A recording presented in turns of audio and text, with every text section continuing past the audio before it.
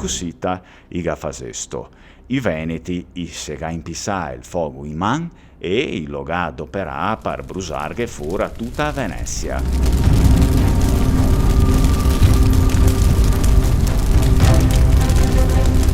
Piero IV e il suo fioletto ceo, ighe toccada venir fora dal palazzo ducal, l'era massa fogo, massa funtossego. Aghe tocca incordarse che anche il palazzo ducale les está pacada al fogo.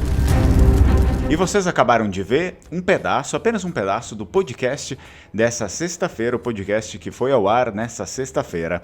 Então, esse aqui é um episódio, né, do LenguaCast, como vocês sabem, é sempre segunda, quarta e sexta são novos episódios. Então, toda semana, praticamente, os assinantes, né, as pessoas que assinam aqui, que fazem um pagamento mensal do LenguaCast, eles têm esse aprofundamento na história vêneta e também aprofundamento na língua vêneta 3 vezes por semana.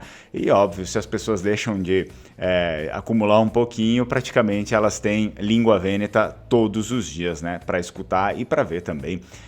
Afinal, existe essa possibilidade, a pessoa pode só escutar, mas ela também pode se sentar tranquila e assistir, porque os podcasts são mini documentários sobre a nossa história vêneta, principalmente a história vêneta antiga, a história dos vênetos antigos, mas também a história da Idade Média, da República de Veneza, e obviamente vamos abordar vários temas aí por todo o período em que o podcast perdurar. Muito bem, pessoal, então eu convido vocês aí para também você fazer a sua assinatura no LenguaCast, porque eu acredito que é um material rico, é um material que pode te ajudar a se aprofundar mais e também conhecer mais sobre a língua vêneta.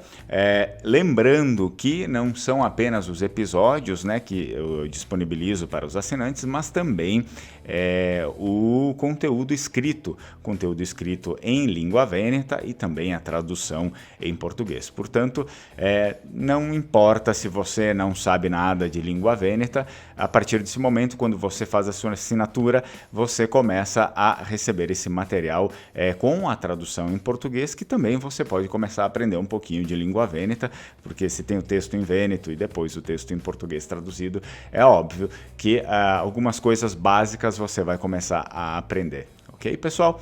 Então, eu disponibilizo aqui o QR Code. Esse QR Code vai mandar vocês para a página do Lenguamare. Qualquer coisa, eu também disponibilizo aqui na descrição do vídeo ou nos comentários do vídeo o link que também vai mandar vocês lá para a página, para o site do Lenguamare. E vocês conseguem preencher um formulário e assim fazer a inscrição de vocês e depois a gente dá andamento. Muito bem? Tchau, tchau, Strucon!